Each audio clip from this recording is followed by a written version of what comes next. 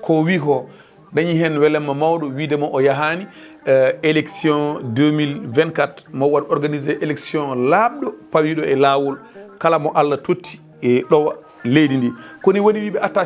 attention sabu ko jinne nayejo kala ko nayi ene wawi nañude sukaɓe est ce que ala moƴere wonde ndew jogoɗo urɓude less o wiya o woppi dow taw omo urɓa less ene woodi ɓe o jagganta taw organisation élection taw wawa fawade lawol holno lirduɗa ɗum sénégal loi sénégal ene daɗi hay président o matawde par ce que kanko mo andi ɗum o wi sénégal arimo dow dekete constitution leydi ene daɗi neɗɗo jooɗi ɗo par ce que kañum jogoto leydi états unis de amérique donald trump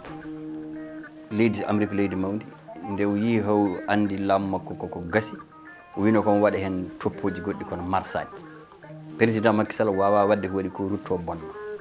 o wawa wadde ko par ce que yimɓe heeɓe ne mbiya noon ene mbiya omo wawi wi haalde ni dow taw mana omo urɓa less wooda haɗɓe wooda wasɓe yaade o élection tawa kala mo yiɗi yo yaltu ko on yaltata quoi est ce que ɗum kadi cikkuɗa ne gasa o waɗa oɗo déclaration baɗɗo fayida walla o defa hirade makko ha para o rutto fulla hen leydi cikkuɗa so tawi koto Ousmane Sanko yimɓeɓe hakkillaji men ɓuurata yaade kalen ha laaɓa e yimɓe wiyoɓe peut-être omo haɗa on yaade toon ko affaire justice jogoto jibiɗen ko justice o ñaawi noon ko takkanoɗo affaire debbo ruttiɓe en mbi o waɗani joni ɗum ɗon guila nden ha joni en jaani wona wa kaso wona gal makko ɗum wona e junngo Macky Sall woni ɗum woni ko junngo justice o ko Allah andi ko saabi ha joni ɓe goppimo galle makko ɗum ɗon wona Macky Sall wiyata ɓe mbaɗire ni par ce que kamɓe nde ɓe janggata ɗum nde Macky Sall tawaka juge nde janggata nde janggi ko gandal muɗum janggi ko liggey muɗum waɗa juge hakkude mum Allah ƴeewata ñawoɓe ko tato hen ɗiɗo ko jeygol payi hen goto ko aljanna payi ah bon eyyi ñawoɓe ko tato yaldaɓe tato ɓe tato goni ñawoɓe hen ɗiɗo ko jahannama payi ñawowo gonga jowo gonga haalo on ɗon ko aljanna payi ɗiɗo yiyoɓe gonga caloɓe walla ñawiroɓe pour sababu moɗo wonde kaari ɓe ko yimɓe jahannama ko Allah Muhammad sallallahu alaihi wasallam wi noon ɗum ɗon wona e junngo Macky Sall woni ɗum ko junngo justice leydi fof mbaɗi indépendance lamɗo yaltinat junggum ha laaɓa e affaire ñawoje so affaire jaggaɓe e prisonnier ji e kasoji e boneji bannoɗo leydi ɗum so tawi ñawri mum woɗi wona Macky Sall ñawataɓe donc somi faami hande leydi ndi ɗo tolniɗo mbay kono ruttade e wiide soko tawi ndewanno ɗon ko Mouhammadou Rasulullah sallallahu alayhi wa sallam o maayi o yeehi so tawi ndewanno ɗon ko Allah ene heddi o mono ɗo ha abadan daiman dappat kala mbaɗatnoɗo politique pour Macky Sall woppi waɗani candidat 2024 kala noon mbaɗatnoɗo politique pour leydi no continent eyyi elle ko noon wayde noon wayi aɗa andi ko kewiɗo joni ko sino sago men neɗɗo fof poɗɗo wonde e nder wadde candidat e nder leydi ndi yo Macky Sall woppu waɗa poɗɗo wadde kala poɗɗo wadde ɓiɗɗo leydi sénégal ene waɗi ko sarɗeji waɗa ko kanko yo yimɓe fof gar o waɗa arbitrage kadi yoɓe ƴeew kadi ministre de l'intérieur taw mo jeeyaka hay parti goto par ce que Abdoulaye Wade waɗa noon ɗum ɗo ministre de la justice moɓe ƴeewata kala jogo ɗum ɗo taw wona partisan jogo affaire élection jogo affaire élection ɗum Abdoulaye Wade waɗino ɗum ɗo taw yaltinoɓeɓe ala mo jinganta kala gonga neɗɗo fof ɓiɗɗo sénégal najo soɓe jiɗi leydi deeƴo ɓiɗɗo sénégal najo poɗɗo wadde participer e leydi ndi o remplir ko foti addude ko yo woppe o bokka hen mo lawol haaɗi ɗum ko lawol leydi ndi haaɗi mum jooɗo ha lawol jomum jooɗo ha lawol laɓɓini ɗum ara waɗa kono noon kala mo lawol haɗani yoɓe goppu ɗum par ce que leydi ndi wona politicien en jeeyi leydi ndi Oumar leydi ndi hande soɓe ƴeewi ɓuuri hen hewde sukaɓe en jii ko kewi France ñanden ko sukaɓe daari hande aduna o ko aduna sukaɓe kadi l'état ji men ɗi il faut ɓe mbatta hakkille e sukaɓeɓe to banggue golle to banggue gueɗe ɗe ganduɗa hoorema semence natta to banggue ndema to banggue awo to banggue gaynaka to banggue gueɗe foof to banggue financement ji ɓe goppa ceerno Aliou haɗa men e gaynude nder Benno Bokk Yakar walla e nder APR o mo ganduɗa soko tawi tan darima kañum wonata candidat élection 2024 kamɓe fof manam mabɓe cukki muɗum est ce que cikkuɗa watta polémique mon foof foɗana banggue muɗum Oumar ɗum koko fewjete noon en jii leyɗele baɗoɗe fewje guila ko ɓo jiɗɗa wiide fewje hakke duuɓi ɗiɗi ande oɗo so président yiyaka janggo oɗo ardoto yimɓe fof ndewa caggal muɗum kono ko lebbi jeegom a wawa préparé ɗon neɗɗo awa ƴettuɗo neɗɗo e nder lebbi jeegom mbiya ko oɗo lomto sinno joni kono Abdou Diouf wanno hakkude mum e Senghor mandat makko gasani o itta neɗɗo makko o totta ɗum o wi yo continue ɗum taw ko mandat juɗɗo élection aroya on waddoyi kono Macky Sall waɗanno ko kanko woni e président de la république ha joni sinno itu laamu ngu o totti ɗum neɗɗo makko goɗɗo on so woote ari o walla ɗum waɗa élection présidentielle ɗum ko o ballal makko wonata hen o wonata ñaawowo o wonata ko ballowo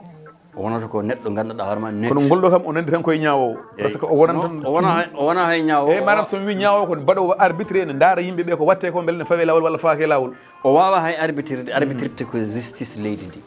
kanko joni o wona magistrat o wona juge o wona ñaawowo affaire woteji kanko wonanimo hen ko darde woni darde nde woni observateur kala ko oñi hen o wiya noon yo ɗum ɗo yo rewne lawol o wawi ko wadde organisé e nder parti makko kanko parti makko o wawi wadde organisé kanko Macky Sall parti makko o ƴeewa hen neɗɗo mo hooli o wi ɗum min guila est ce que maɓe dewo on eyi mo hooli kamɓe parti ɗum ko kamɓe kaldata ɗum kamɓe parti maɓɓe min ko Oumar Dodo komi koolimi Oumar yo ara wonana parti o foof kamɓe foof ɓe kalda ɓe pamodira mbatten ko Oumar est ce que ne weeɓi est ce que ɗum ne weeɓi eyyi ɗum ko kamɓe hen toon par ce que enen fof eɗen gandi APR nandirani APR kamɓe ɓe nandirani leader uji mabɓe nandirani ɗum tagui sa yi hay koɓe piyete e defetaji ɓe nanata ɗi yimɓe ɓooyi haalan ɗum Macky Sall wodo yo andu yimɓe makko ɓe nanodirani ɓe pamodirani ɗum tagui hay financement jaltinteɗi yo population tata ko ɓuuri hen yetta ko yimɓe koye mabɓe haɗata yimɓeɓe ne gullito président de la république hoorema haali ɗum e yewtere mum ɓennuɗo nde o haali o wi wonde ɓattude population o joni noon so tawi an jaɓani ɓattade population ɗaccata ko ha élection présidentielle ara mbiya aɗa ara e CRM walla aɗa ara yimɓe yo totta yimɓe wawa wonde Oumar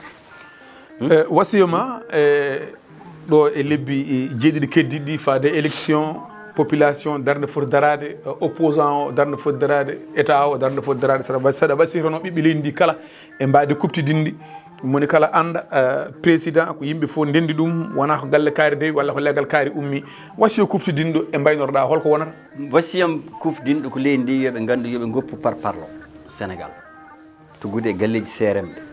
e galleji aada galleji diine soɓe pelti yo pondu foof ɗum basi toon e Sénégal e yimɓe wotoɓe mbaɗa beral loho ɓe ɓe goppa ɓe ɗum moƴƴani e leydi jeunesse o yoɓe daro jeunesse o daña golle yoɓe daro e Fouta waɗe guese liggey par ce que dowri ndi banggue Casamance o banggue Fatick o banggue Saloum o nokku hen foti waɗede investissement yo waɗe yimɓe liggo population jeunesse o usto e nder capital o hariji ɗi jeetaɗi ɗiɗo foof sukaɓe ngala golle so tawi enen sukaɓe men gonat tan ko yo gon gueeƴ sa jippima ɗo gueeƴ joni mata ujunnaji sukaɓe goni e popolam hay dara jangguinaka mecce ko mawɓe nayeɓe tan jogui état o enen goni hen jogoɗa 2 postes 3 postes a anda avenir ɓe hay cukalel gotel e nder Sénégal anda avenir mum janggo te mo jiiɗa ɗo fof nane gaari 40 voiture 50 voiture e nder parking muɗum jogui galleji capanɗe jogui jaɓanɗe jeegom ɓe ngala ɗo koɗi Oumar ɗum ɗon ko on systéme ɓe poti ittude gaz ari e leydi he pétrole ari e leydi he zircon ari e leydi he ngaalu kewɗo Allah addi ɗum e leydi ndi yoɓe mbaɗ ɗum e juuɗe moƴƴe ɓiɗɗo leydi Sénégal fof tina ko leydi he jeeya safare leydi ndi yoɓe gustu ɗumen ɓooyi haal ɗum e safare leydi ndi yoɓe gustu ñamde leydi ndi yoɓe mbaɗ feere tello leydi ndi he miskineɓe Allah bon social yoɓe mbaɗ ɗum miskineɓe Allah ɓe yo balle jiɗɗo remde guesa mum yo waɗe financé rema yo yettoto yimɓe ɓe yo waɗete contrôle so tottama Oumar ko ministre so tottama yo nawe dowri walla ka maire yo waɗe suivi ƴeewe kalis oɗo naati financement ji naatoje e leydi ɗi kamɓe DG ji ɗi e ministre wotoɓe ñaam ɗum yoɓe tottu ɗum population o leydi ndi ɗo foti ligguede ɗo ala courant yo waɗe courant ɗo ala ndiyam yo waɗe ndiyam ɗo ala forage yo waɗe forage minen ko ɗum min kalata Sénégal hay goto jeeya ɗum hay goto ɓurani hay goto e Sénégal gonɗo Casamance gonɗo Fouta gonɗo Bawol gonɗo Saloum Jolof onon ndendi Sénégal goto foof yo totte hakkille ma timma ɗum deññata leydi Oumar so tawi ɓeɗo hakkiji men joolama ɓeɗo hakkiji men deƴata Allah wi ay nde ɗo deftere Alqur'an no jiiɗa ko ɗum ɗo Allah haalini en gayni neɗɗo foof tottama hakke mum tan musiba watta en libi nde Kadhafi laaɓi hay essence a sottano Qatar hande ko leydi tokosiri enen ɓuuri Qatar ngaalu Qatar jogui tan ko gaz et pétrole kamɓe hande neɗɗo fof mo jiiɗa ene yetti Allah ene hamdini lamɗo sa laamima ƴeew ɓiɓɓe leydi ma belto woto ƴeew weltinde parti ma woto ƴeew weltinde wondimɓe ma weltinde population o sa Macky Sall so tawi no wonano entourage makko ono siforini hay so ɓe watta mandat ji 4 population o salatako kono noon ko entourage bonɗo entourage mo ganduɗa ko yimɓe ɓe ngannduɗaa jiɗa hay gooto en keɗima ɗo député gooto ni d' abord e Fouta yani Farba Ngom omo haala o wi wonde yo Fuutankoɓe bosoya yo mbi wonde ko demande sociale so tawi mawɗo leydi ndi waɗani troisiéme mandat e manon ko jam fiiɗo ngannduɗaa hoore ma ɗum wona noon par ce que enen Fouta en mbawa lamminde neɗɗo enen Fouta en mbawa lamminde neɗɗo lamminde neɗɗo ko Sénégal fof kamɓe neɗɗo wonko gonata oɗon gondi e président moɗon so tawi temps mon yonti aɗa woni e mawɗo ma ko waɗi fof het caggal makko mais so tawi mbiya ɓe porsa pour argument ji yo président wontuɗo kamɓe ɓe laamotako ɓe jogoto ko poste uji mabɓe aɓe mbaɗa hen ko weeliɓe e poste uji ɗi ɓe jogui ɗi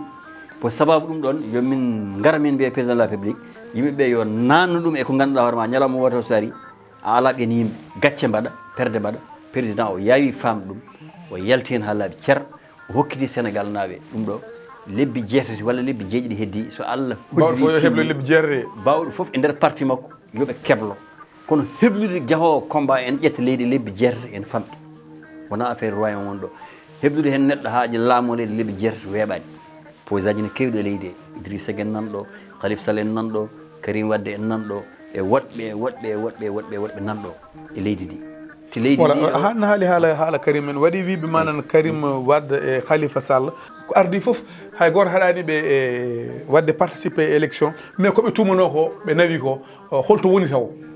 mais koɓe tumano ko Oumar ɗum ko laamu ngu guila laamu ngu wi waɗi enquête tawi omo ƴetti de milliard uji ɓe donani galleji babiraɓe mabɓe ko kalis Sénégal ko woni laawol ko